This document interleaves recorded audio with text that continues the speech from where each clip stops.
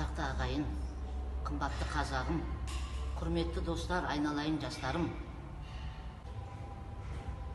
Менің қазір осы сөзімді бастап тыңдап, соңына дейін аяқтауға сабыры жетпей, қолын сілтей салатындарға қарап, біздің қоғамымыздағы санамыздың қаншалықты дамығанын, дамымағанын бағамдауға болады. Өйткені көзі ашық, көкірегі ояу қоғамның әрбір азаматы жан-жағымызда болып жатқан мынау жайттарға бей-жай бейтарап қарай алмайды, айналайындар. Мен де өздеріңіз сияқты, әсіресе аға буын өкілдері сияқты соның алдында жүрген аяулы анамын. Бірақ мен жан-жағымдағы үлкендерге қарағанда әлеуметтік желілерде көбірек отырамын. Әлеуметтік желіні жақсы қолдана аламын. Сондай-ақ газет-журналды көбірек оқимын. Ақпараттармен мықты қаруланып отырмын. Неше күннен бері, неше уақыттан бері жан-жағымызда болып жатқан даурықпа, дабылдарды тыңдап, ой елегінен өткізіп, жүрегіммен қабылдап, жаным ауырып отыр, айналайындар. Әсіресе балапандарым, жастарым, мынау дүрмекке атой салып кіріп кеткен, эмоцияға беріліп кеткен, одан қамауға түсіп жатқан бауырларыма жүрегім езіле, жанымның жан ашырлығымды көрсеткім келеді. Бірақ біз нені есептемедік, ең үлкен нәрсені есептемедік. Айналайындар-ау, ресми қабылданған, белгіленген, бүкіл әлем көз тігіп отырған сайлау күні заңсыз шеру ұйымдастыруға немесе бас қосып митинг өткізуге болатын бе еді? Біздің көрдіңіздер ме? Осыншалықты осы мемлекетте бүкіл әлемге танылған қазақ елі ұлы далада, Қазақстанда өмір сүріп отырып, өзіміздің заңымызды өзіміз дұрыс білмейтіндігіміздің кесірінен болып отыр. Осы арандатушылыққа түсіп кетіп отырмыз, провокацияға еріп кетіп отырмыз. Өйткені провокация емей немене? Айналайындар, егер билікке қарсылық болатын болса, өкіметке айтатын уәжіміз бар болатын болса, неге біз заңдастырып алып жасамаймыз? Менің де өз басымның билікке, мемлекет басшыларына, өкімет басшыларына, ел ағаларына айтатын талай сыным бар. Бірақ мен де халқымның, елімнің патриотымын. Ал патриоттық деген бас салып биліктен күдер үзу емес, айналайындар. Бас салып биліктен күдер үзу емес. Биліктің ісіне, мемлекет басшыларының ісіне адалдық таныту патриоттық деген. Бірақ олардың қателіктеріне жол бермеу. Ал ол жол бермеу жарияланбаған петиция, жарияланбаған митинг, заңсыз шерулер арқылы жүзеге аспайды. Ол көзсіздік. Сол көзсіздіктен біздің бауырларымыз қамауға алынды. Ал бұл тұрғыдан құқықтық орган қызметкерлерінің жасап отырған шарасы өте әділетті. Және олар ескертті, заңсыз бас қосуға болмайды, заңның шеңберінен асып кетуге болмайды деді ғой, қарақтарым. Ал сіздер осыған ілестіңіздер ғой. Ал ілеспегендерді қатынсың, қорқарсың деп қамшыладыңыздар. Сонда сіздер бас көзсіз ортаға шығып алып, әңгіме айтып, батырлық танытқан ол қаһармандыққа жатпайды. Біз мынау егер қамалған бауырларымыз болса, қамаудағы балаларымызды құқықтық орган қызметкерлерінен босат деп талап ете алмаймыз.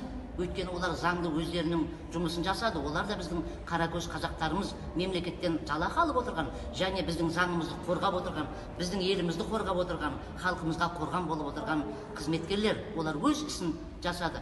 Біздің енді олардан тек қана қамаудағы бауырларымызды, балапандарымызды адасушылыққа түсіп кетті деп мүмкіндігінше кешіріммен қараса екен деген өтініш айтуымыз ғана қалды.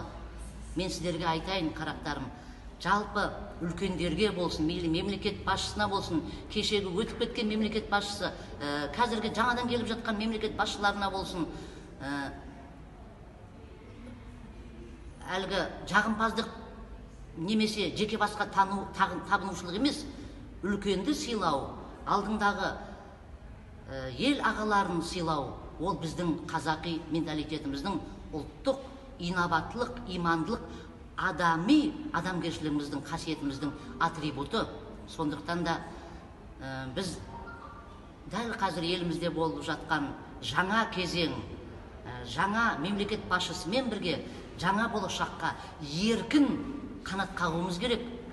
Сол үшін биліктің, мемлекет басшыларының, мемлекеттің қызметкерлерінің еңбектеріне адалдық танытайық, ал қателіктеріне жол бермейік. Мен сіздерді осыған шақырамын. Біздің әлеуметтік желіде көп отырамын деп жатырмын ғой. Әлеуметтік желідегі оқырмандардың да көбісінің үйде қарап отырып, кешке дейін құшақтап отырғандары телефон екеніне менің көзім жетіп отыр. Өйткені кімдер бізді дақпыртқа ертең еркексің ба, жиынға шық, митингке шық деп бізді қайрап отырған кімдер? Үйде қарап отырған жұмыссыздар, жұмыссыз жоқтар, уақыты барлар, ал бала шағасы үшін, отаны үшін, отбасы үшін нәпақа табамын деп еңбек етіп жүргендердің телефон ақтаруға да шамасы жоқ, қарақтарым. Сіздер осы нәрсені кішкене бажайлап, ойлап қараңыздар, және бекерге от құймаңыздар. Қайрат Нұртасқа, жұлдызымыз ғой, Қайрат Нұртасымызға айтып жатыр біреуі, еркексің ба, еркек болсаң шық ертең митингіге дейді. Ол өзінің уәжін айтып жатыр. Ол байқұста дегенім, ол адамгершілік тұрғысынан және заңдық тұрғысынан өте әділ және саналы азамат екенін, мықты білімді әнші екенін танытып отыр. Бірақ бас көздікке салынып, заңды бұзуға бармаудың керектігін айтып отыр.